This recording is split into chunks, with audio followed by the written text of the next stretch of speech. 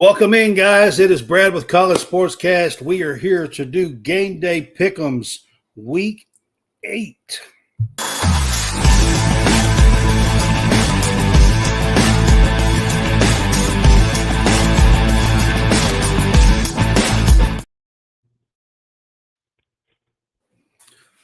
All right, guys. Welcome in. It is Brad with College SportsCast. And we are here to do our Game Day Pick'em show, Week 8. We've got a full lineup of college sportscast games, college football games for you this week. And I've got Hammonds with me. And what's going on, man? What's up, Hammonds? Not much. Okay, John Roberts. It has kicked you out. It says your mic is not working, so it's kicked you out. So you may have to log off and come back in. He's been having. You can hear me. He's been having mic trouble the last couple of weeks. Well, not really mic trouble, but video trouble. Well, it says on here that he needs to connect a mic. Okay. Now. Yeah, it's just because I was muted. Oh. Okay. But I don't know. It still doesn't register that I have a camera, like an internal built-in camera. Okay. I just wanted to let you know it wouldn't let me put you in the picture for some reason. Kicked you out of the picture. Interesting. But anyway. All right. So I've got John Roberts down with me. He is just audio down below. And I've got Hammonds with me tonight. So we are here. Hey, we've got 12 big games. I got a mic now. Yeah. I got a mic now. Hammonds got a mic 2.5 years later. Yeah, right. Oh, Jesus. He got a mic. Oh, goodness. All right, guys. If you are following us on Facebook, our Facebook is growing. And if you are following us on Facebook, you can help support us by sending stars. You can also subscribe to our page. It's only 99 cents a month. It does give you your own subscribers page that I do post content in. And again, it's only 99 cents a month. Either way, by sending stars or subscribing to the page does help us earn money, and which helps us continue to make content for you guys. So we would appreciate that. If you're following us on YouTube, hit that subscribe button. We would love to have you follow us all the time and get updates whenever we go live. All right, guys. So it is week 8. We are at the mid part here of the season, and pretty big slate this week of games to talk about. There's some really big games, a couple of them anyway. I think in the grand scheme of things this week. But the first one, we're doing it. I was going to say real quick, Brad, I was looking like over the slate and the games. I said, I call this Opportunity Saturday, because there's a few games here where if teams win, they got a really big opportunity to jump to the totem pole. Yep. So I agree with you. We'll talk about those games. So. Yeah, I agree with you. So we're doing this on Thursday night. I'm going to Lexington, Kentucky tomorrow night, to the blue-white scrimmage tomorrow night, the event tomorrow night. It's Club Blue. So we are doing this on Thursday. But because we're doing this Thursday, I got a Friday night game on here, John Roberts. I'll start with you. We are going to start with Oklahoma State at BYU. This is a Friday night game. Tomorrow night, BYU in Provo has been pretty stout. They are a 9-point favorite at home, John Roberts. Yeah, I'm going BYU just because they have been pretty stout at home. It's a elevation game, everything like that. So I think that their defense has been pretty good. Their offense is good. So I think they will stymie Oklahoma State. And I think that it will be a 2-score victory for BYU. All right, fair enough. They have played pretty well this year so far at home, including a 38-9 victory over Kansas State. Hammonds. Yeah, I'm taking BYU. Give them the home field advantage in this game. The Cougars are at home. They have plenty of momentum right now. Oklahoma State has given up 102 points in the 3-game slide, and 80 in the losses to West Virginia and Kansas State. The telling part is they got clobbered at Kansas State, in which Kansas State's not that great. And the running game has not been really great with Ollie Gordon. Ollie Gordon hasn't really – I don't know what happened there. I mean, it's made me clueless, to be honest, what Ollie Gordon has done all year. But give me the BYU Cougars. I think they win this game, and I think they cover the spread. All right, I'll start with Oklahoma State. I'm kind of actually kind of shocked, really, about the way Oklahoma State has played so far this year. I really thought with Oklahoma and Texas leaving the Big 12 and Oklahoma State bringing back Ollie Gordon, and they're bringing back a quarterback that's been in college for 7 years, and Alan Bowman. And I really thought that this Oklahoma State team was going to be ready to take that step and kind of lead the Big 12, at least be one of top 2 or 3 teams to do that. And they've just fallen flat. And Ollie Gordon has been nowhere to be seen. I made a joke last week. Somebody needs to put out, he's MIA. He's just been missing in action, to be honest with you. And I can't really figure out what exactly is going on. I agree with both of you. BYU has looked the part. I have BYU in my top 12. I have them over Iowa State. I know everybody else seems to have Iowa State ahead of them. Both teams are undefeated. In my opinion, their 38-9 win over Kansas State in Provo is the best win between the two teams.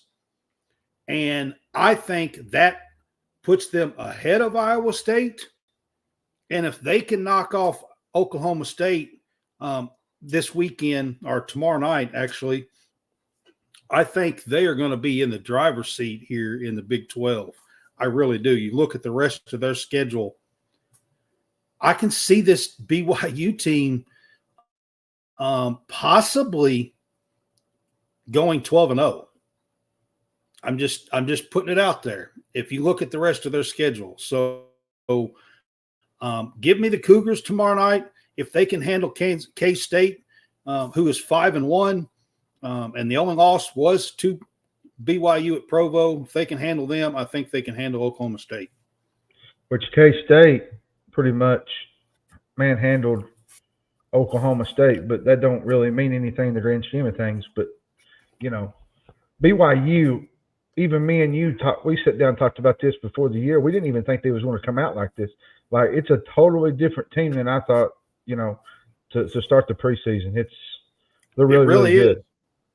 Out of all the teams in the country so far, I think this BYU team is the biggest positive shock in the country so far.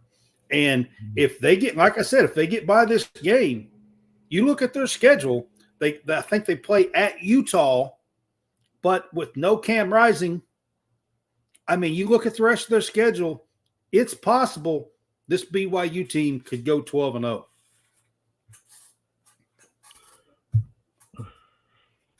All right, our next game we're going to get to is Miami is at Louisville on Saturday. The rest of these games are Saturday, and we do use DraftKings for our spreads. Miami is a 5-point favorite in Louisville. And John Roberts, you want to go first? Sure. All right. I think I believe in Cam Ward and Miami in this, and I believe that they'll come into Papa John's Stadium and or whatever they call the stadium now. I don't know if they Yeah, still call it Papa John's Stadium or I not. think it's something else now, but Yeah, well, that's why I whatever. never say it. The Yum Center.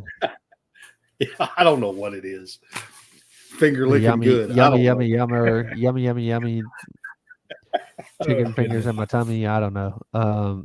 Anyway, I think Miami comes in and takes care of business, like Cam Ward, and I think that they will. I mean, look, they may fall behind early, but I think that they will ultimately win and win by at least a touchdown. All right. Hammonds? I like Miami in this game. This is probably the best team the Hurricanes have played so far this year. Louisville has a pretty good D line. They got an offense that's capable of putting some points on the board.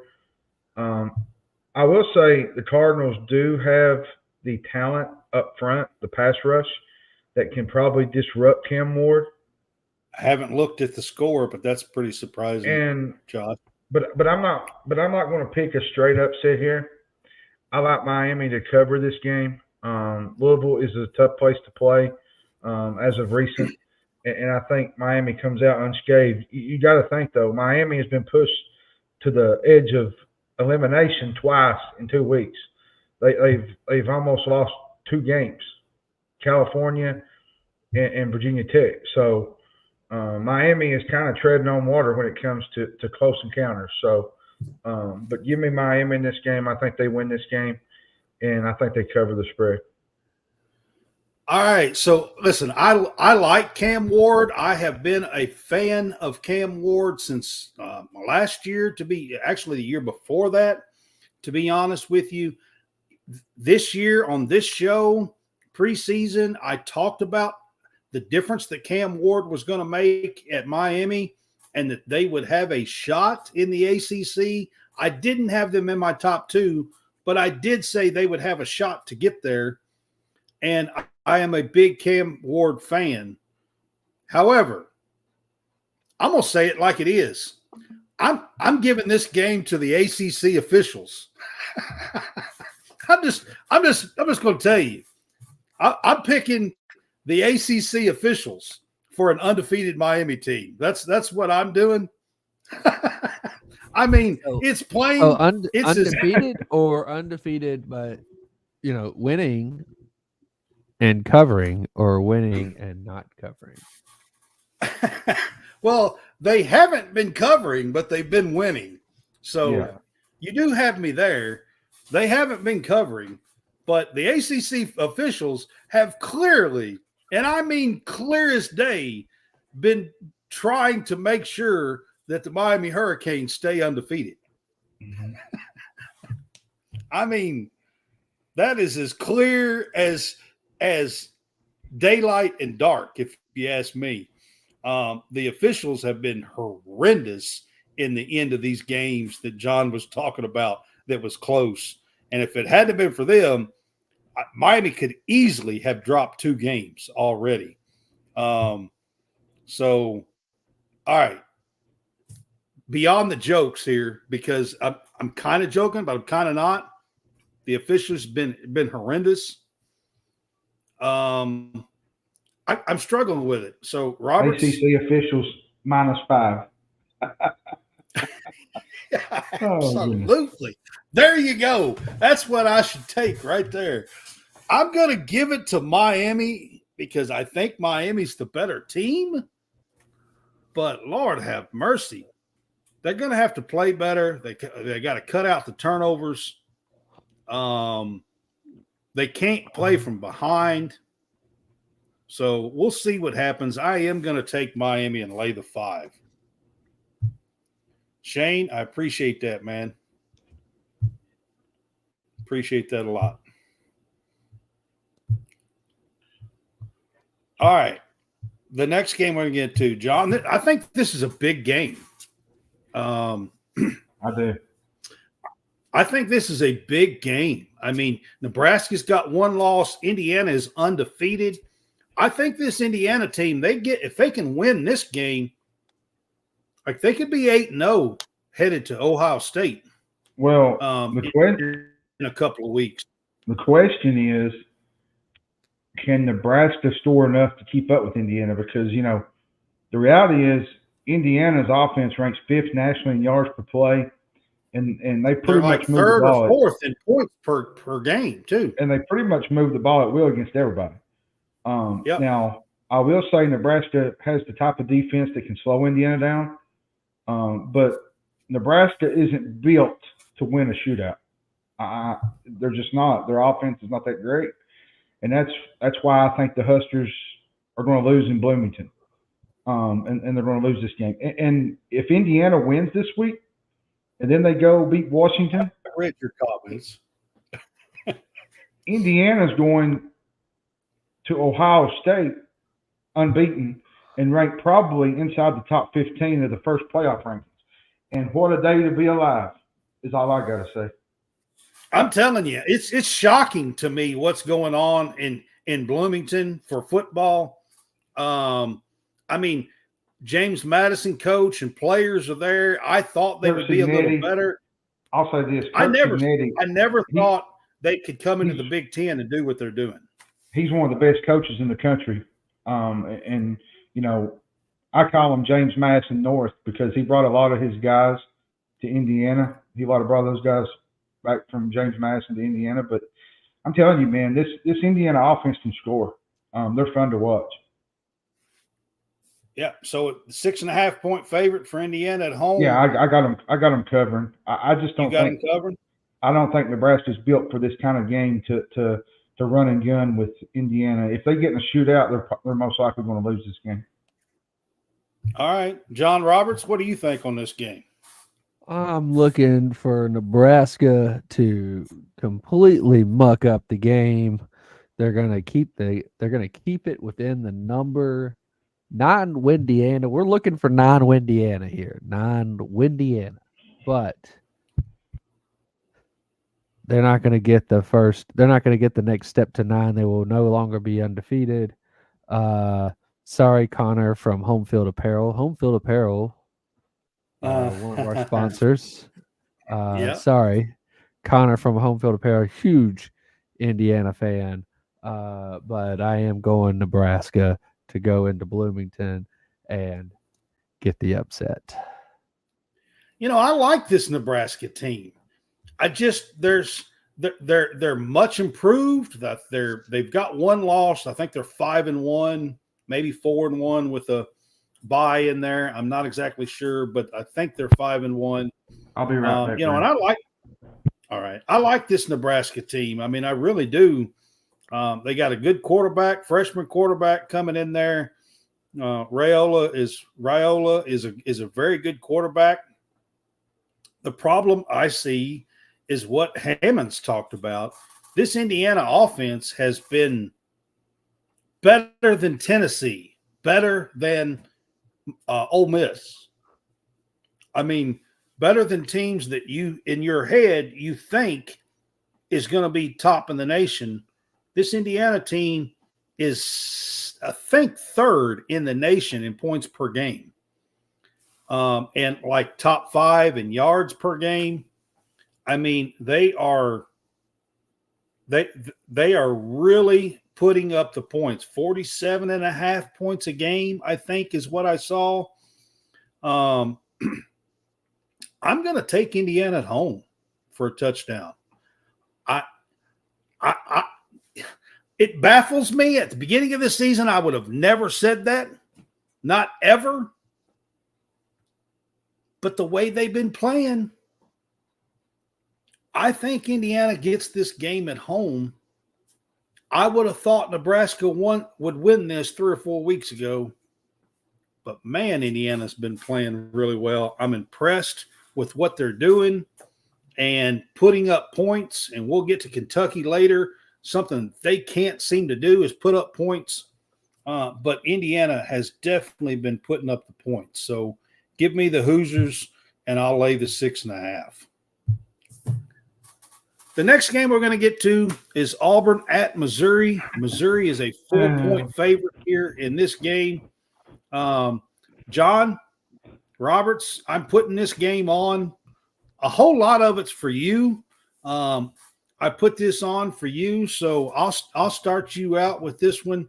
What do you think here, Auburn going to Missouri? Missouri's coming off of a loss too. Yeah, and who was it that they just lost to? They're not coming off a loss. They went to UMass and won a weird road game. But yeah, that's right. They lost to who? They did play UMass in between there. You are right. That's right. So they lost to Texas. They're not playing, top notch. Right. So they lost to Texas A&M. The Cook's efficiencies are not as good as he should be at this point. He's not having the kind of year he should be having right now. And Hugh Freeze said that they are going to be feeding Jarquez Hunter, and if they stick to that and they run it up the middle, just like Texas A&M did, they're going to find success against this Missouri defense. They could potentially go into Columbia, Missouri, and come out with a victory against. But here's the problem, John. I just don't know if Auburn will be able to score enough points. I mean, yeah, but Hammond's really and truthfully, Missouri hasn't had this juggernaut offense this year, not like they did last year. Well, Auburn's defense is a top 25 defense. I will say that Missouri doesn't force a lot of turnovers. So, See, if they play the game, Auburn will take care of that. They play a sound, more of a sound game like they did against Georgia, where they did not turn the ball over. Then they can go in there and win the game. You had to come back with that one. I'm sorry, John Roberts, but that was funny. I will say this, I picked at John Roberts just because he's an Auburn guy and I like to aggravate him. But something is really wrong with this Auburn team. I know that the quarterback play has not been great, but there's too many weapons and skill players out there out on the side. Cam Coleman, Lambert Smith from Penn State. I think it was the Simmons kid. Am I right? Malcolm Simmons. Like, there's too many guys on this, offense, skill position players wise, that they should be this bad. And I'm gonna be honest with you, it's hard to believe that if they lose this game, they're gonna be 0-4 in conference. And many picked that they would be the surprise team. Even myself, like I'm looking like an idiot right now because I picked Auburn to win 8 or 9 games. So. It's just not been the type of year that I thought they was going to have, and everybody wants to blame Hugh Freeze. A lot of it ain't Hugh Freeze. A lot of it sits on the players too. Yeah, but Hammonds, I'll say this: Missouri's not having the season that everybody kind of thought they would have either. No, they're not. Missouri doesn't look. I mean, offensively last year, they had a juggernaut of an offense, and Brady Cook was one of the top 5-6 quarterbacks in the country. Not many people even knew that, but he was. And he's nowhere near that this year, not even close. Outside of turnovers, Peyton Thornton is having a better year than Brady Cook. Yeah, I mean, Cook is not having that kind of year, and you got Luther Burden on the outside still. I mean, which his availability is they don't know. I don't think they don't know if he's going to play this weekend. Now this game is at home in Columbia, so at 11 a.m. Remember, 11 a.m. sleepy time for the home team. Sleepy time. Usually good for the away team on these 11 a.m. kicks. Right. I mean, that's true too. But I mean, you would hope, honestly, now, John Roberts probably doesn't hope this, but just as you would think that Missouri could handle a 4-point cover here at home. I'll say this about Missouri real quick. That they can't afford to lose this game because they got Alabama next week. Because you'll be staring back at possibly back-to-back losses. If they want to stay in the hunt and stay in the playoff race, I think they got to beat this Auburn team, a not real great Auburn team. And if you lose this game, you can chalk it up that it's going to be a downhill to reach the playoffs with their schedule coming up. John Roberts, I hate to say it, really, but I think I'm going to go Missouri at home with a 4-point. I mean, if this was an 8-point or a 10-point or something, I would really question it. If this was at Auburn, 4 points, I could probably look at that.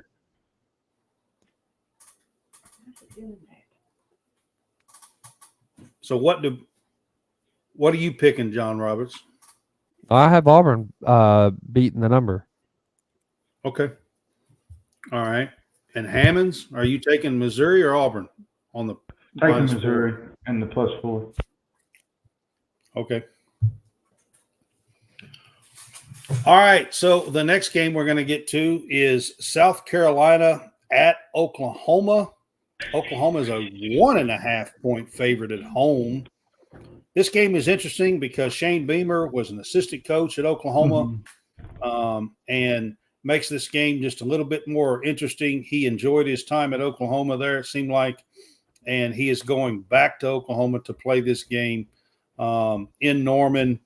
And surprisingly, John Roberts, Oklahoma is only a 1.5-point favorite at home. Yeah, so Oklahoma is just kind of all over the board right now. I'm not really sure what to think about them because of all the injuries and everything that they've got. Whether it's offensive line, whether it's all their wide receivers, whether it's some of their defensive players, they've just been kind of all over the place. If it hadn't been for a pick six against Auburn and a few other breaks there, with Auburn deciding that they want to turn the ball over a lot during the season, that Oklahoma could be staring at 0-3, 0-4, 1 and something in the SEC. So I don't really believe in them, but at the same time, like, South Carolina is very schizophrenic. They are a team that can show up one day. Didn't think that they would show up against Alabama. I thought that they would show up in a few other games. I thought they were going to show up against who was it, Georgia, or who was the no, it wasn't Georgia. It was there was somebody else I thought they would show up against. They didn't show up. Ole Miss. I thought they would show up against Ole Miss, and they didn't. Didn't think they would show up against Alabama, and they did. So I'm not really sure if I pick them that it's going to be the opposite effect. Whatever happens here, they was up 17 against LSU, got blown out against Ole Miss. Yep. Then they come back and they almost beat Alabama in Tuscaloosa. Yeah. I mean, they're due, right? I mean, they're due for a win somewhere. Yeah. Will the real Gamecocks please stand up? Yeah, that's the question. I don't know if they're. Yeah. I will say this: you've got Kennard. You got Kennard as a defensive end. I mean, that defensive line. They're going to be what they've got to be able to do is contain. That defensive line is legit. Contain the quarterback, because all you got to do is make him think you're coming. Whether you come or don't, make him think. Make him always be paying attention to the defensive line, because he has a knack for not being very accurate if he thinks he's being rushed. I'll say this. Yeah. Real quick about this game. Good luck to Oklahoma blocking that front four is all I got to say. Yeah, I know. Oklahoma's front four is great. Oklahoma's front line is not great. No. And their offense is not good. That's where I was going to go with this one. Yeah. I just don't see Oklahoma consistently moving the ball against the Gamecocks defense that ranks 16th nationally in the country.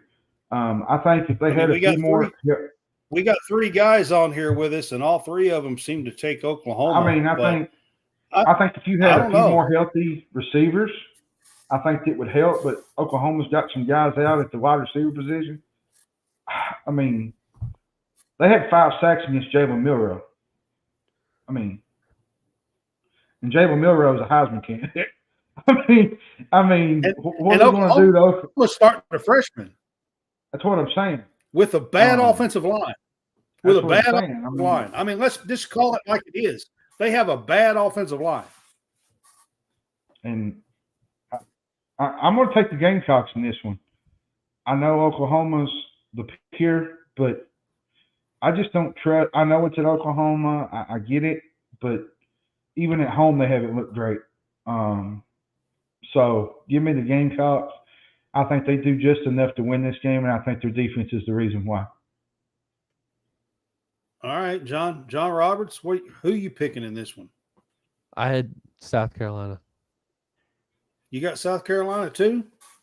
Yeah. Gosh, I was going to go South Carolina just because I really feel like this defensive front is going to terrorize Oklahoma's offense.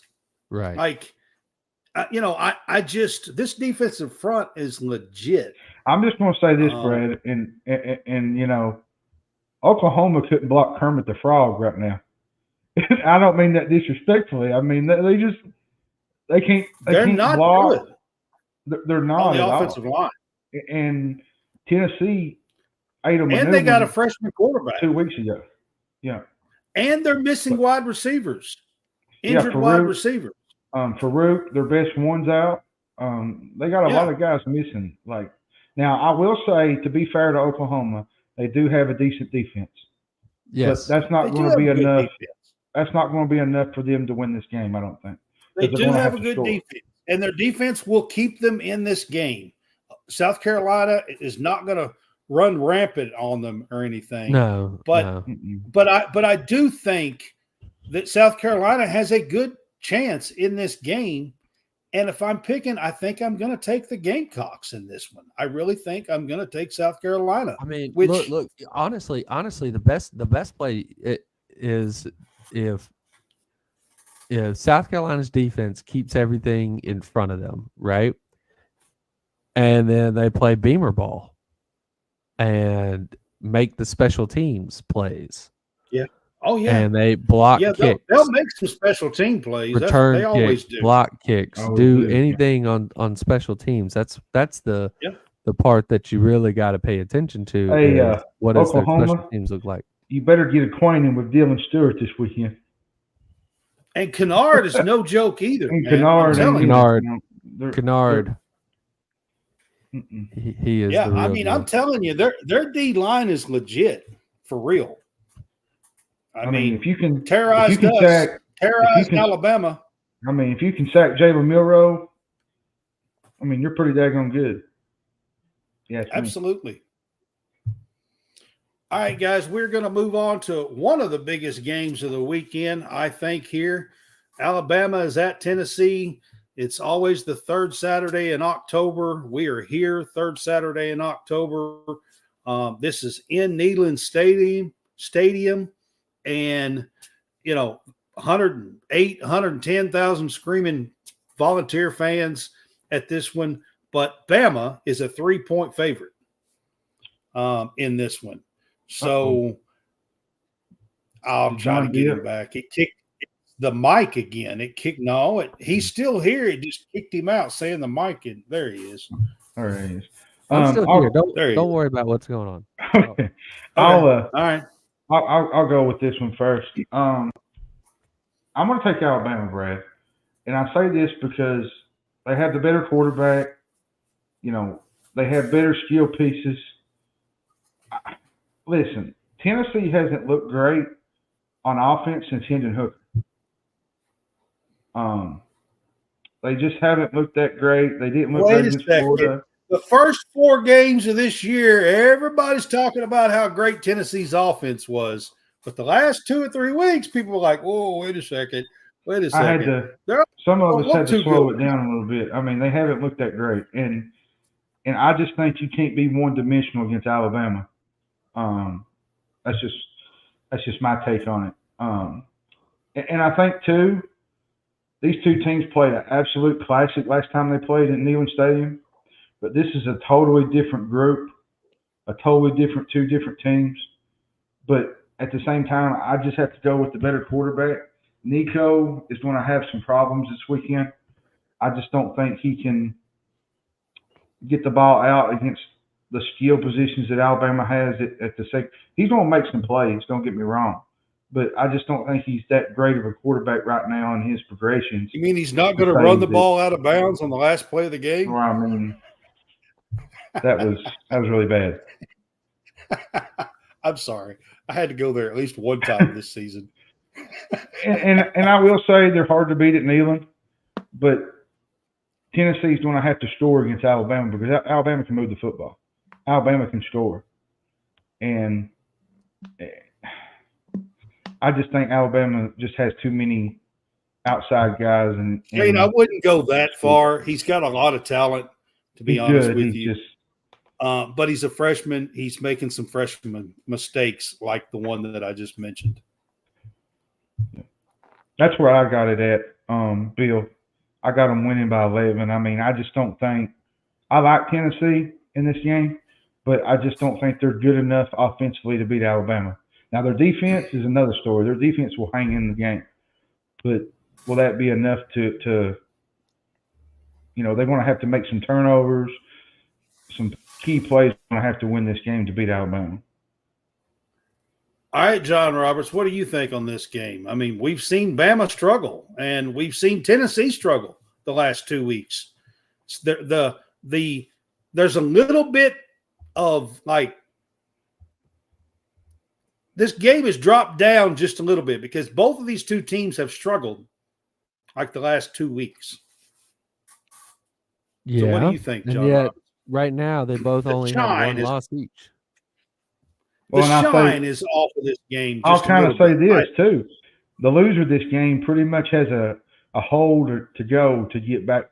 They might not even make the college football playoff, the loser. Well, they have a tough path, but they're not out of it. They're not out of it, but they're going to have a hard time digging out of it, though. Correct. John Roberts, what do you think in this game? So, both Tennessee and Alabama have struggled with their offense the last couple weeks. Alabama did get 35 on Vanderbilt 2 weeks ago, but they scored 27 against South Carolina. Yeah, but what I'm saying though, John, they're a better offense than Tennessee right now, though. Is what I mean. Like they got better skill guys. But I'm saying that both of them right now are having trouble with the offense. Yeah, I'm just saying both of them are having trouble with the offense, and both of them are, Alabama's defense. I don't know if you've paid a whole lot of attention here, but Alabama's defense, especially third downs. I mean, that first drive that South Carolina had in the second half, what was that? 15 minutes? Third down conversions, like 11 minutes. 11 minutes, 5, 6, 7 third down conversions, something like that. Yeah. Yeah. In one drive, Alabama's defense is like not getting off the field on third down. They're not able to stop the ball on fourth down sometimes. So, I mean, I'm not sitting out there saying that Nico is going to run roughshod on them. I don't, but I just don't know if they're going to do the same thing back, offensively, because I still think Tennessee's defense is going to keep them in the game. But Alabama's defense is not the killer. They're not the killers that they used to be. They're not a team that can just put you out. I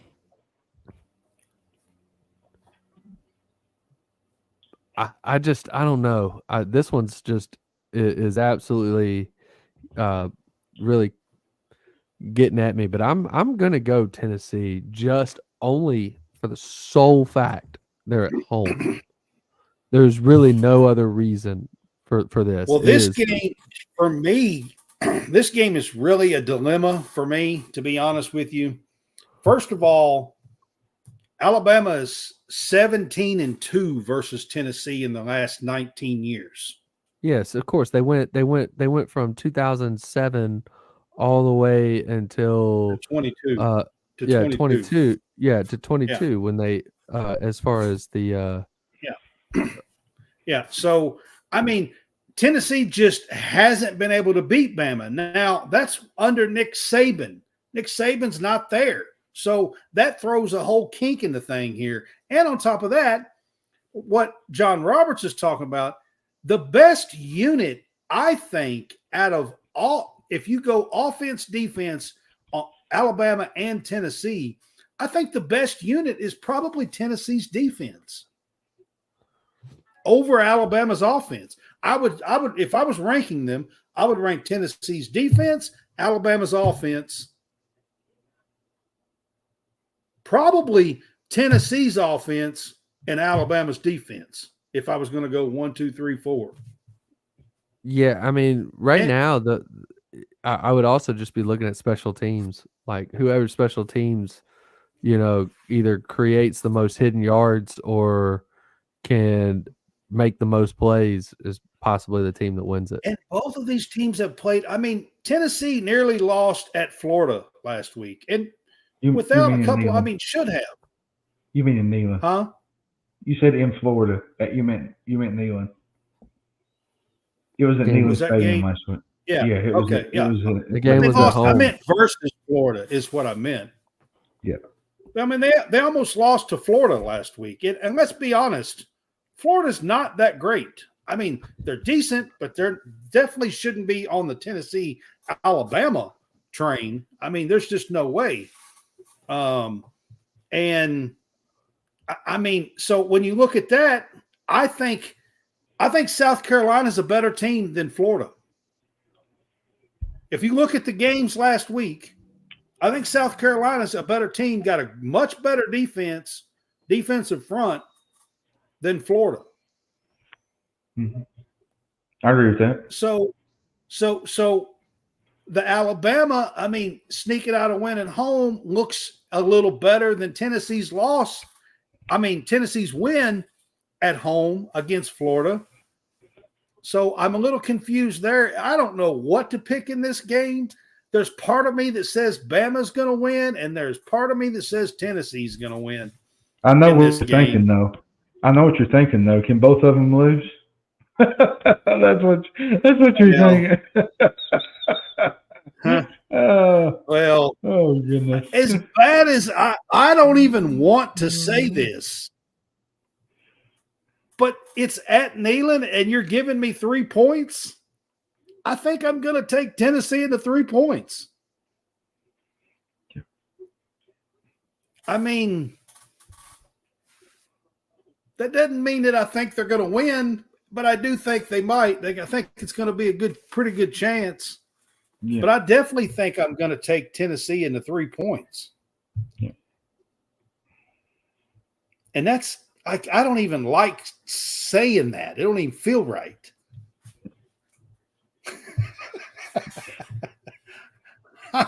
I'm not playing. That don't even feel right. All right, John Roberts, I got you back in here now. All right, so Notre Dame at Georgia Tech.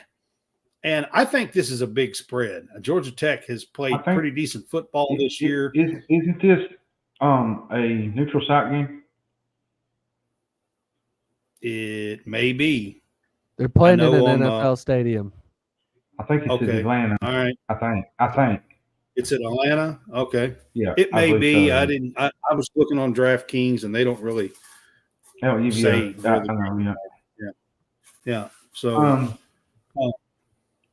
but they're 11.5-point favorite against Georgia Tech here. And I think that's kind of a big spread, but because Georgia Tech's played pretty decent ball at times. I'll say this about this game. Notre Dame isn't much of a threat through the air, which that's where Georgia Tech's defense is the weakest. They're pretty good at the running game, force the Irish into punts. I just don't think you're going to see Notre Dame put up a lot of numbers in this game. It's going to be a low-scoring game. It's probably going to come down to a single possession. Notre Dame is impossible to pass on. If you've watched them play, they have a really, really good defense. Their defense is probably one of the better ones in the country when it comes to stopping the pass. And I think they're going to keep this game competitive. But I'm going to give you Georgia Tech in the points. I don't think Notre Dame wins by this much. I just think that's too big of a spread. This week, that's one of the ones that I was going to ask you about with the spread. I don't agree with this because Georgia Tech has a really good quarterback in Haynes King. They've been good at times. And I just don't see this game being a blowout by no stretch. I think it's going to be close. I think they just got 2 losses, I believe. I'm pretty sure. Yeah, they're 5-2 so far. Yeah, 5-2. Yeah. Yeah. So John Roberts, what do you think on this game? Yeah, so this game is in Mercedes-Benz as opposed to being at Georgia Tech's home field. Okay. So it is in a quote-unquote neutral site, even though it's just down the street from Georgia Tech. Right, from Georgia Tech, right. Which they're probably going to have the home field advantage. They're Right. probably going to have the fans. So, well, it's still in Atlanta, which is where they Yeah. are. I mean, it's right. Yeah. Not very far from them. Right. So, yeah. I really think Georgia Tech will play well against Notre Dame. I think I really think that Haynes King has been showing everybody that he can play quarterback, and as long as he stays healthy, that he has been very successful at it at Georgia Tech. And I really think that Georgia Tech will keep this, at minimum inside the number. So what was that again? And I say this to it's say 11 and a half this evening when I looked at it. About Notre Dame, they're lucky they haven't lost two more on their loss. Notre Dame's offense is not great. Right. They're not a real good offensive team. Right. And that's why I'm leaning Georgia Tech on this one. I feel like Georgia Tech will come outright. And I mean, think about this. Notre Dame still has Army and Navy to play. Yep. And they're both and undefeated. USC at the end. Yeah, well, we don't really know much about USC other than the fact that sometimes they decide to show up and sometimes they're not great. Yeah, but that's a pretty all. big rivalry for them. So it is. But yeah. And I think that game is out on the West Coast, I think, this year. It is. Yeah. I'm with you guys on this. I think this spread is way too large. I think Georgia Tech is a tough team playing a lot of these games close. I think their largest loss was against Louisville, 31-19, which is right in that 12 mark range. There where that is. Notre Dame beat Louisville. I think a couple of touchdowns, I believe. Notre Dame, I don't know. And to add to your point with the whole offense, you had Sam Hartman last year. You had Riley. I can't figure it out. They get good quarterbacks in, and they have no offense. There's no quarterback play, no running, no through the air. Who does that remind you of? It kind of reminds me of the Kentucky Wildcats. Honestly, you have a good defense. There's a few teams. I mean, that just can't put together an offense, and Notre Dame is one of them. And I'm with you guys on this. Now, I really think Notre Dame wins the game. I just don't think that they cover the 11.5. I think it's going to be closer than that. So, I'm going to take Georgia Tech and the 11.5 points. And another thing to add to that, Brad, Georgia Tech hasn't lost against the spread at home. So that's another big factor there. So, yeah. So I think we're all on board on that one. This next game, there's a few of these games that a few weeks ago I would have never thought I would even put on here. But both of these teams, Illinois just has one loss. Michigan has a couple of losses. Both of them are ranked towards the bottom of the top 25. Michigan is a 4-point favorite in Champaign. I'm going to tell you something, Brad. Get ready for a rock fight between these two because the offenses are similar. The defenses are similar.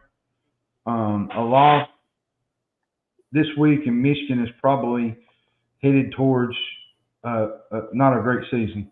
Let's just put it that Itty way. bitty dirt Are they throwing the rocks?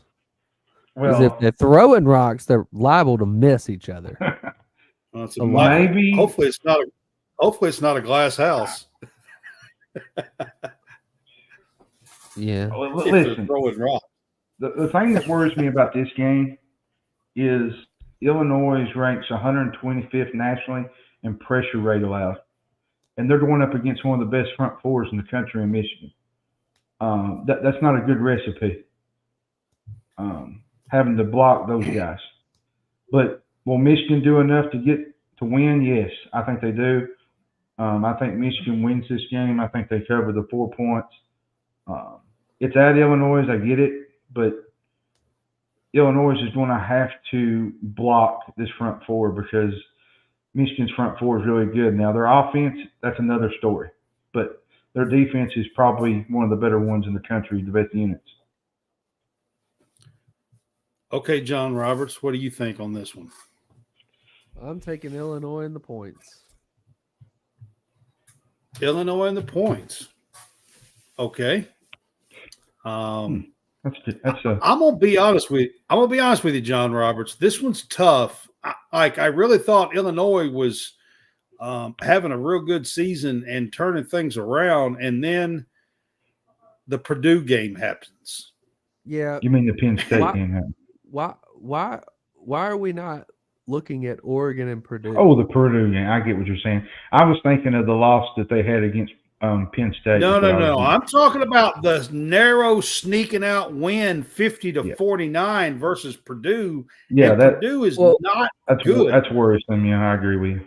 Okay, but why Purdue are we is not talking about good. Oregon and Purdue? Because Oregon's going to beat them by about. You don't think that there's a chance for a letdown game after Oregon's probably going to win that game pretty convincingly. No, I think Purdue is pretty terrible, to be honest with you. They're not that good, John. I think Purdue is pretty terrible. It is, but I just by think the way, Purdue is terrible. Jared Murphy just said he's going to the Oregon Purdue game. Okay. Ducks by 21, he said. I'm going Michigan here on this game. Yeah, I am too. I just that Purdue game I can't I just feel like this Michigan defense, if you're going to give up 49 points to Purdue, I just don't see it, to be honest with you. This might be Michigan's breakout game offensively. If we're being fair. I just don't see it, to be honest with you. All right, LSU is a 1.5-point favorite in Fayetteville at Arkansas. LSU's coming off a big win late, coming off with a touchdown against Ole Miss and a big win. Pittman's done a pretty good job this year at Arkansas as well. I'm going to tell you. I'm going to tell you, Brad. If I'm LSU, I'd be nervous about this game. You had the close call against Ole Miss last week. Going on the road in the SEC is a different animal. Especially with the way Arkansas is playing. They just beat Tennessee at home. Their defense is really, really good. And Bobby Petrino can call plays. He's probably one of the best offensive minds in the country when it comes to carving up a defense. And LSU's defense is not that great. They're really not. Their secondary is not that good. They barely squeaked by with Ole Miss last week. Don't even have a threat of Harold Perkins. To be fair, Ole Miss is a better team. They are. They just – I don't know what happened. They should have won that game last week. I'm going to go Arkansas. I'm going to go Pig City. Razorbacks. I think they get it done this weekend. I think they're a better team this year, and I think they win at home against a good LSU team, but not great. That hurt my ears. Sorry.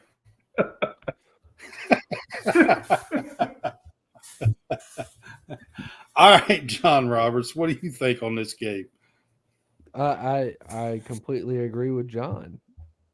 This is one that I think Arkansas is actually a better team than that. I think that they are playing pretty sound. I think that they will be able to kind of frustrate the hell out of LSU, and I think that Brian Kelly's face is going to be as purple as the purple on the LSU jerseys. By the end of this game, he's going to be madder than just all get out when this game happens, because Bobby Petrino's offense is going to absolutely light up LSU. I'm going to tell you something, Brad. We can talk about what Bob Petrino did, all this, talk about we didn't like him at Louisville, but the dude can flat call a game when it comes to offensive play calling. And when Listen, I have never once doubted Bobby Petrino's I'm not football saying you. ability. I'm saying people in general. People in general. Now him as a person and different things. Now, there's some things about Bobby Petrino that I do not like. I'm just going to be straight up honest with you. But as a football coach, weird.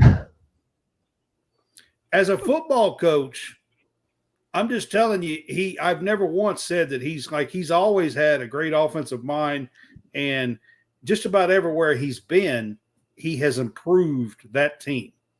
Now, he fell off at Louisville the last time he was there. I thought you thought you were getting ready to say? I thought you said you were getting ready to fall off the motorcycle. No. Oh, goodness gracious. I know, but the way you come out with it, I thought you was going to say something. But, I mean, if you can beat LSU, if you can beat Ole Miss, you can beat Arkansas. Yeah, you can.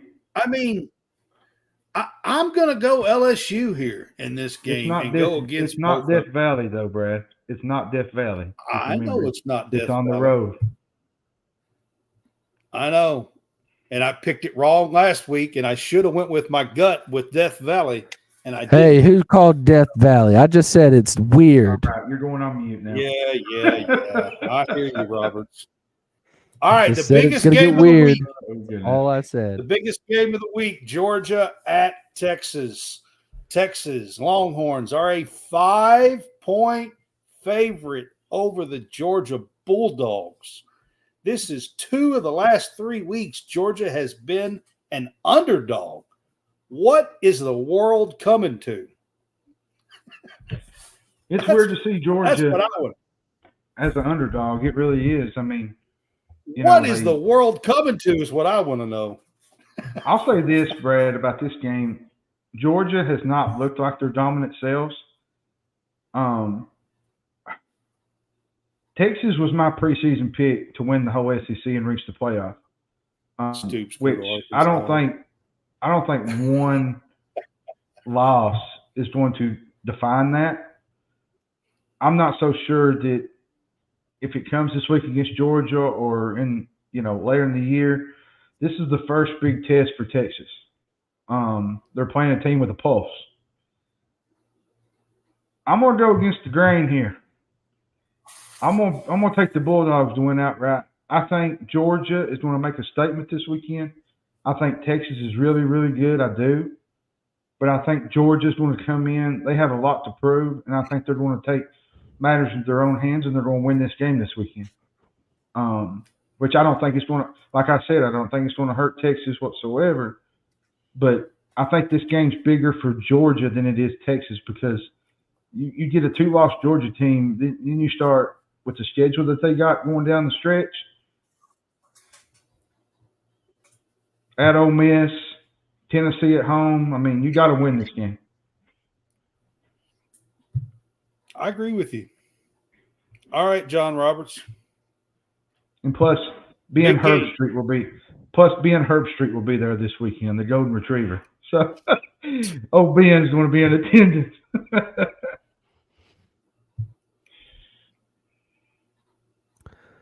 So Quinn Ewers is going to throw 2 picks in the first quarter. There's going to be a few fumbles. Lots of turnovers are going to happen. Georgia's going to win this game. Arch Manning is going to come in relief and also throw a pick. Bulldogs, and I'm very Nostradamus here on College Sportscast. Very, very upset with this pick. Oh, goodness. I really hate this pick. I just don't see. Do you understand that Georgia winning creates chaos? Yes, I do. What it does? What world are we living in when if Georgia win creates? But here's the thing, John, that you don't understand. If Georgia loses, then they got to go on the road to Ole Miss. They got to play Tennessee at home. They can't have any more slip-ups after this. No. And that's why I think this game's bigger for Georgia than it is Texas, in my opinion. Texas also has to play Tennessee. They do. All right, so it is beyond thinkable that Georgia has been an underdog 2 of the last 3 weeks, to be honest with you. A 5-point here seems high, but it's at Texas. And Texas, I think right now, the way they have been playing is clearly the number 1 team in the nation. However, Ewers had been hurt, come back last week. I don't think Ewers looked great last week. Actually, they did have a warm-up. Texas don't play Tennessee. That was wrong on my part. I thought the real UT. I thought they played. No, they play Texas A&M, Kentucky, Arkansas, Florida, and Vanderbilt. Yeah, they play Vanderbilt next week. So Ewers didn't look great last week. He had 199 yards, I think. And let's give Carson Beck at least a little bit of due. I mean, he had 439 yards or something. I mean, he is playing really well as far as running that offense and stuff. Now, defense, Georgia's defense, are they going to be able to hold up against Texas offense? I'm not real sure. But here's my thing. It's the SEC. Kirby Smart is probably been the best coach outside of Saban, who's not in the game anymore, over the last 3 years. I think he's got to get his team to step up here. As much as there's a part of me that says Texas probably does win this game, but I think you have to put it on Georgia to step up and win a game like this and be a top team in the country. You have to go get this one. So I'm going to take the 5 points. If you're giving me Georgia and 5 points here, I'm going to take the 5 points and see what happens if I'm a betting person on this game.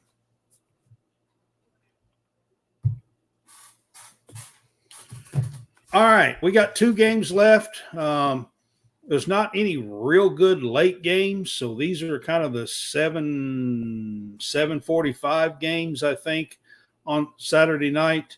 You got K-State at West Virginia. K-State is ranked in the top 15-ish, 16, somewhere around there. I think this spread needs to be a little bit higher. I don't think West Virginia is that great. I don't. I watched them last week. Iowa State dominated them. I mean it. Yeah. And they've lost 3 straight games to ranked opponents, and I don't think it's going to change much this week. I think Kansas State's going to be able to do whatever they want to do through the air. I think they double this. That's my lock of the week. Even though it's at West Virginia hasn't played great at home either. They're kind of calling for Neil Brown again. And it's loud again there in West Virginia. It's getting loud. So it is. I think Kansas State has the better team here. I think they got the better offense. I think they got the better quarterback, better defense, and I think they're going to put a lot of pressure on West Virginia. And I think they win this game going away. All right, John Roberts, what do you think on this one? Yeah, I agree. K-State is overall the better team. I think the noise surrounding Neil Brown's going to get louder. I think that K-State is just going to run roughshod over West Virginia. And you know what's crazy is me and Brad talked about this last year. Last year, he ended the season, it felt like there was some momentum going into the next year. And then it was just kind of got deflated when they lost to Penn State. I was going to say it was the Penn State game that kind of deflated them, right? Because that was pretty bad. I mean, don't get me wrong. They was picked to lose that game, but the way they lost it was just. Oh yeah, it was. You just can't lose games like that, and with a big environment like they got at West Virginia. Yep. So I mean, Neil Brown seems to be back in trouble here at West Virginia. The noise is kind of getting loud there for him to be gone again. I'll put it that way. He's on the hot seat, and I think this is 4 straight weeks in a row they have played a ranked opponent. I'm pretty sure. That's not a good recipe when you're on the hot seat, to be quite honest with you. K-State has played well since their debacle in Provo. They looked terrible in Provo, lost 38-9, but that was 3 or 4 weeks ago now. And K-State has looked good. Avery Johnson is back to playing a good ball and leading this team with Kansas State. So, give me the K-State Wildcats in West Virginia, and I'll lay the 2.5 points. And the last game on the schedule for us this week, we've got Kentucky. Is this game on the Cartoon Network? No, I'm just kidding. We got Kentucky at the Swamp, and I do know this is at the Swamp, and somehow or another, DraftKings has Kentucky as a 2-point favorite here in the Swamp. I was a little surprised. I kind of thought the way Kentucky played against Vandy that this would be the opposite, but Kentucky's a 2-point favorite. Here's where I'm gonna go with this. Here, let me interject because you two guys are Kentucky fans. Okay. All right. I'm playing the under, whatever it is. Yeah. I don't know what the under is. But yeah, I mean the under could be 10 points. I'd still hammer under it. I don't think it'd be 10 points, but I know. But Florida is not having the start of the year I thought they would. And now you're having to start a true freshman at quarterback right out of the gate. And probably a bigger game than people think. It's for both. It's really for Napier's job. I think if he loses this game, you can see you later, because that'll be 5 straight years of losing to Kentucky. You just don't lose to Kentucky at Florida. I mean, that's just the standard.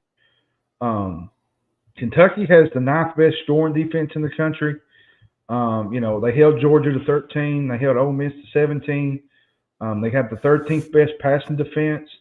I think they're 10th best in the rushing defense department. They're going to be able to pressure Lagway in this game, forcing him into tough spots. Kentucky's coming off a letdown game against Vanderbilt, right? Well, they beat Ole Miss. They ride in high. They beat Vanderbilt. They come in here, and I think they're going to win this game.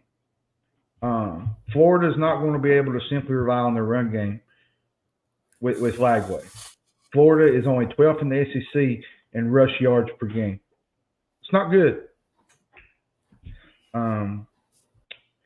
Florida's already lost in the Swamp to Miami. They lost to Texas A&M. Do we get the Florida team that lost to them, or do we get the Florida team that played Tennessee or UCF? It's just, you don't know. But I'm going to go Kentucky here, Brad. I don't want to pick this, but I think they cover this. They have a really good defense. They're top 15 in the country in nearly every metric. And that's not a good spot to be in when you're a true freshman quarterback. But I think Kentucky wins and they cover. There you go, John Roberts. Shane says the under is 42.5 on DraftKings. Our offense might stink, but I trust our defense better than I trust Florida's offense.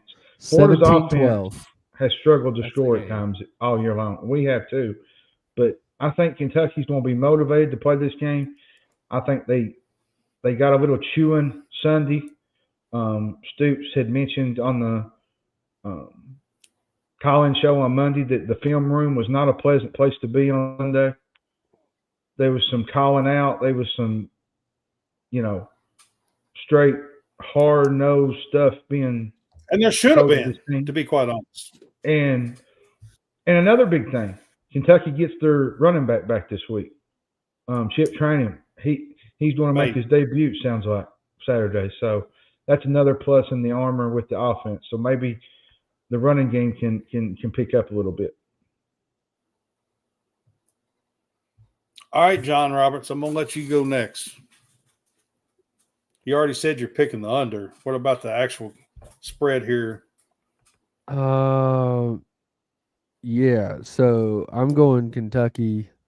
I just think that the defense is too much for Florida to be able to handle. I think that they will make they'll force Lagway into some freshman mistakes. I think that they will be able to contain him as far as his legs are concerned. And I think that he will be forced into throwing the ball into some difficult situations, may end up throwing some picks or just throwing it away when he didn't need to, anything like that. But I feel like Kentucky goes down there, they play about the most boring brand of football in the swamp, which is exactly what you want when you want to go down there. You want to take the life out of that crowd, and you're going to do it. You're going to do it by strangling their offense with your defense. You better get ready for it next week. Auburn comes election. Look, I'm saying that Kentucky's going to go in there and absolutely stop whatever Florida is going to do, and you just have to do just enough, just a little bit better than they do, in order to win it. With your offense. I agree with Jared Murphy here, though. I mean, you got to put points on the board to win. So, yeah. And that's the biggest problem. Vandergrift's got to at least do a little bit, but yeah, you got to totally rely, I would think, heavily on your run game. Here's the issue that I have, and I'll let Brad go. The biggest issue I have, it's not so much that I think Vandergrift is horrible. He's not a great quarterback. But the problem with Vandergrift is he holds the ball too long. He stands in the pocket like a statue, and he holds the ball too long. Before you know it, the defense is already on top of it. And he don't get the ball out to the playmakers. And then you're I've told set you up this with 2 or 3 weeks ago. That's something that can be learned. Like you can get that timing down, and you can learn to get rid of the ball. That's something that if you are developing quarterbacks, that's something that should be changed. If you have been a quarterback as long as Vandergrift, as old as Vandergrift is, at what point do you think that it can be learned by Vandergrift? The mental thing. He's not been a starter in the SEC for very long. So, I mean, to me, that's something that can be learned. You can change that. No, but he's gone through reps in practice over and over and over and over and over. I think too, though, John, a lot of it's a mental thing too. Like when he stands there and he can't figure out where to go with the ball, and he throws the ball away or he takes a sack. Like you can't do that against good teams. Like maybe you get by against Florida, but against teams like Tennessee and Texas, you're not going to get by with it. And all right, guys, I'm going to jump in here. So that's a subject for a different I can day. say just a few things. But Clyde, absolutely, the home Kentucky team is crap to say the least. But this is a road game off of another home loss. And to be quite honest with you, Kentucky usually comes ready to play and does have that smothering defense that Roberts was talking about. And they usually play pretty good when their backs are against the wall. And here we are again, this is week 7. Every other week, it seems like we're on the different scale. We're doing this number on a scale every damn week. That's where we are. The only consistency is this here. It's like those inflatable little things where you're just like all over the place. Whoa. Well, yeah. And to be fair, that's the truth. Be fair though, Brad, ever since John Schlarman died, and I love John Schlarman. Yeah, but at some point in time, you got to quit. That's not an excuse. I know quit that, talking Brad. about it. You got to move on. I know that, but they haven't. Years ago. But the Big Blue Wall has not been great since that happened, though. Is what I'm saying. It's just not. But I mean, let's be honest. That was 4 years ago, something like that.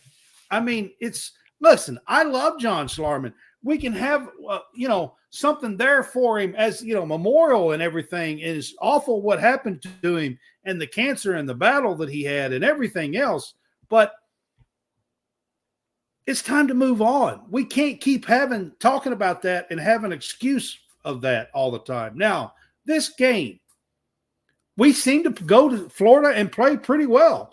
We're 4-2 in the last 6 games against Florida. We've won 3 in a row against the Florida Gators. 1 of those on the road, but we've won 2 of the 4 on the road. So I mean, here we are, backs against the wall again. Stoops has probably ate them for lunch every damn day this week, pissed off at the way things went last week.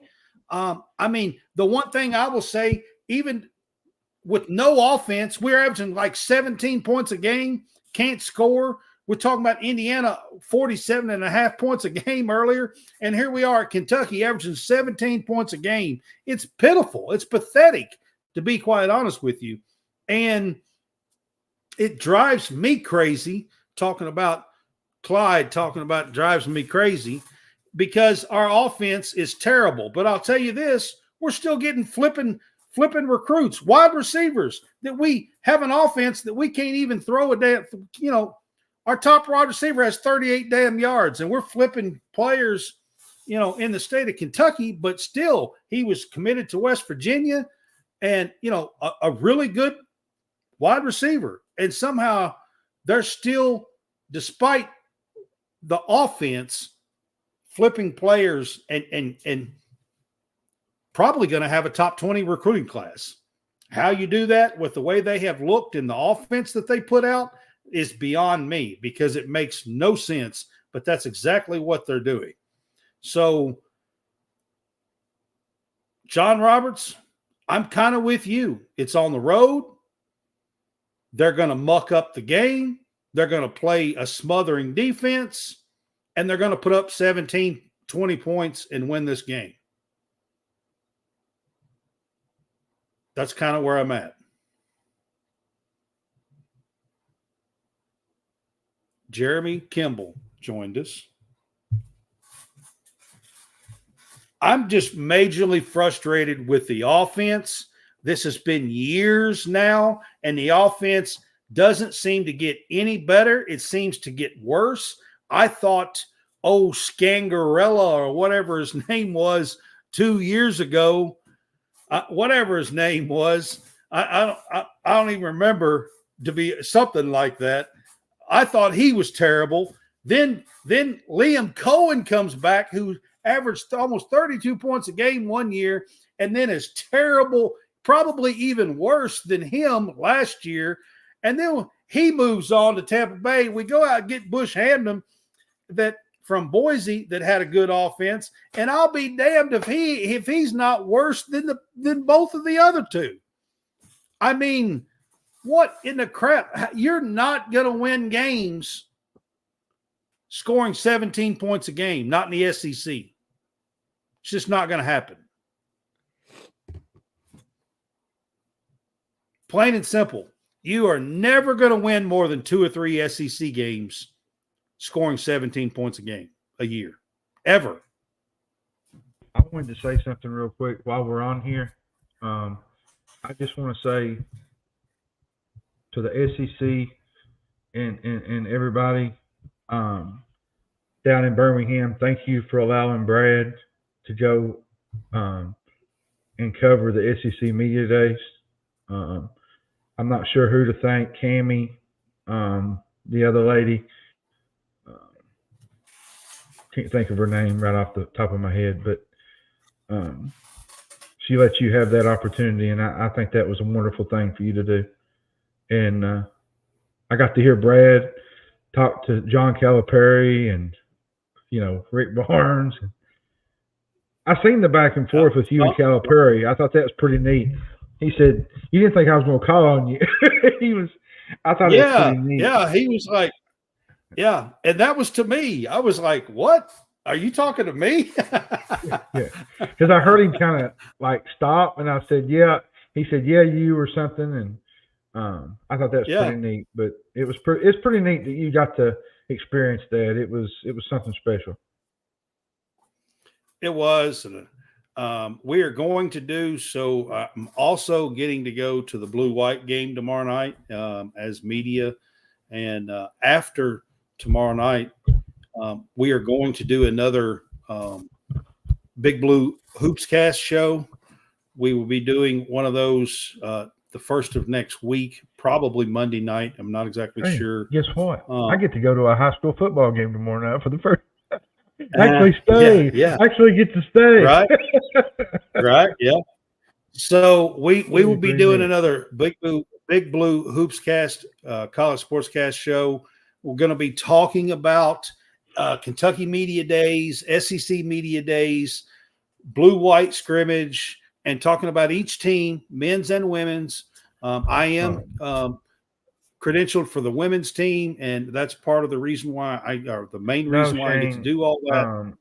So he's not going to be live. They're not allowing. I don't think any cameras or anything in there. I don't believe. I don't think they're allowing anything. No. I think you can take still photos. I think. No, it's a NIL thing, I believe, if I'm not mistaken. Yeah, it is. It's Club Blue. They're putting the event on. But and like I even told pay you, attention to me. I'm going to be on X and on Facebook tomorrow night, and trying to give some updates and stuff. So even me and you talked about this earlier in the day. Like, you're probably going to see some reports come out after the game, like Jack Pilgrim, people like that.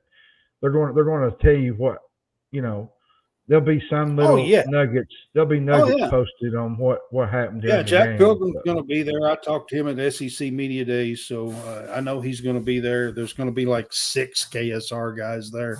There's some AP guys going to be there too, you said. Some AP Associated Press guys. Oh, yeah, there's some AP guys, CBS guys, I think. Yeah, that's going to be there tomorrow night. So it should be a big deal. I greatly appreciate it. Next week? So you talking about exhibition?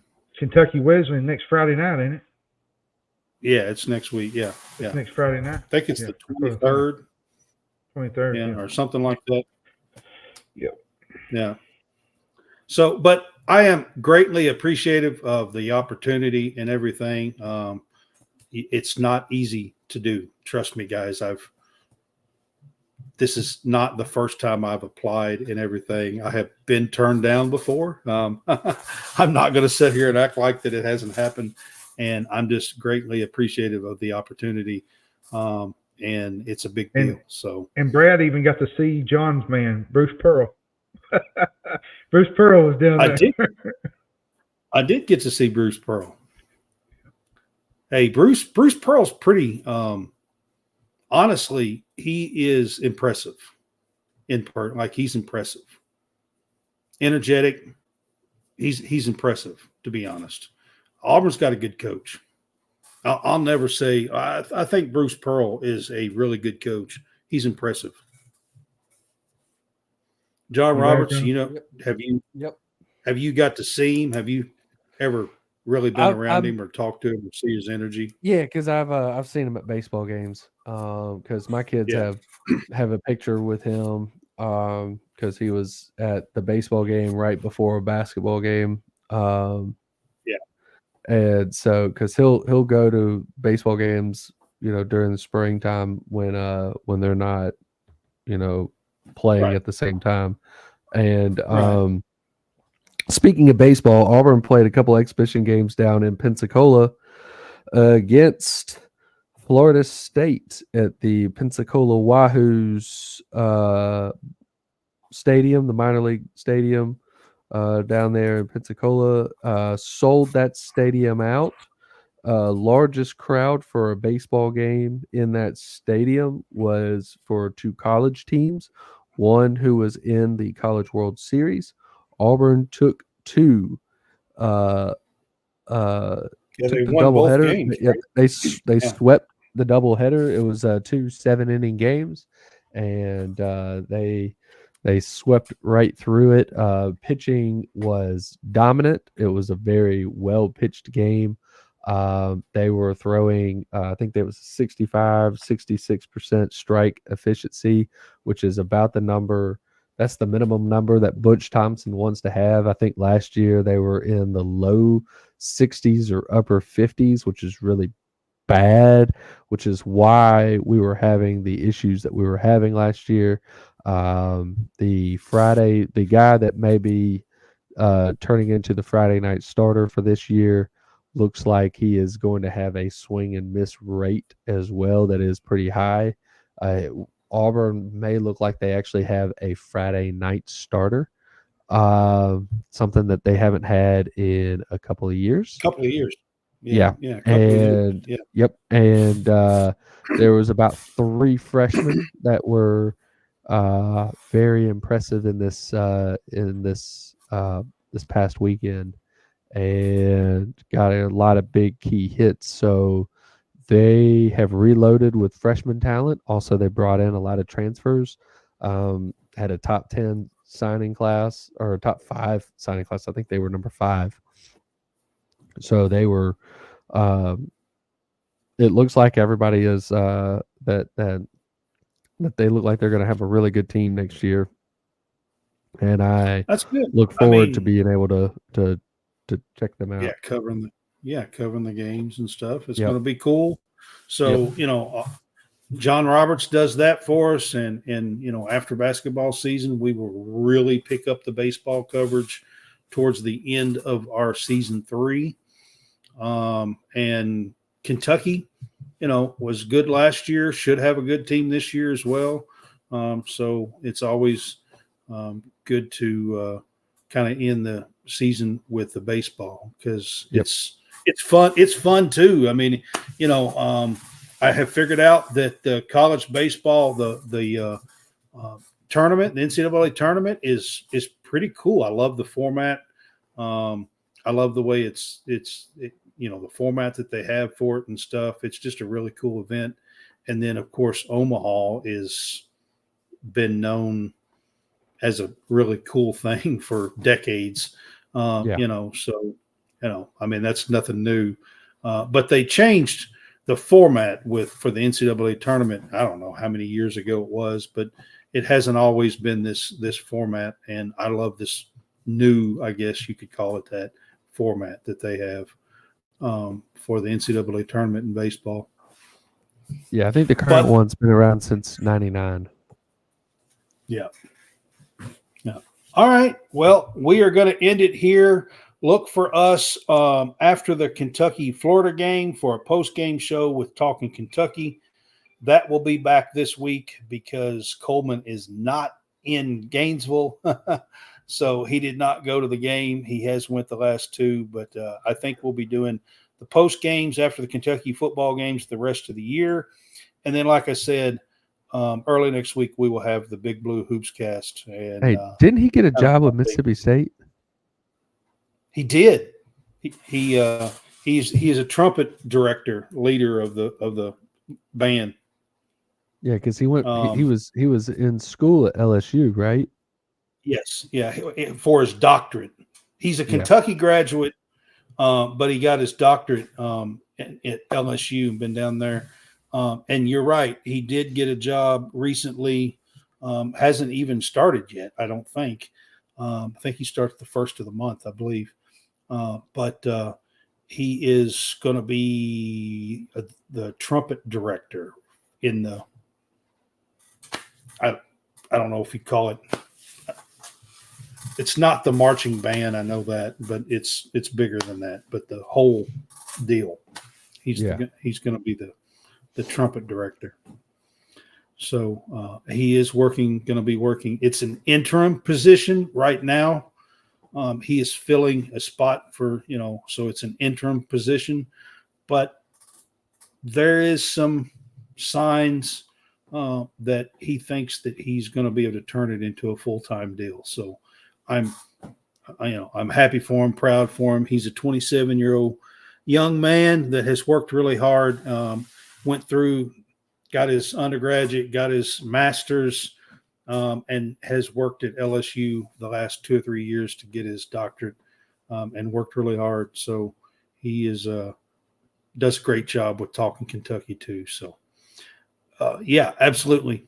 Good job, Coleman. And we will see you guys on Saturday night for the post-game show. And then next week we'll do the Big Fuss and the Big Blue Hoops cast. So y'all have a good night, and we will see you on Saturday.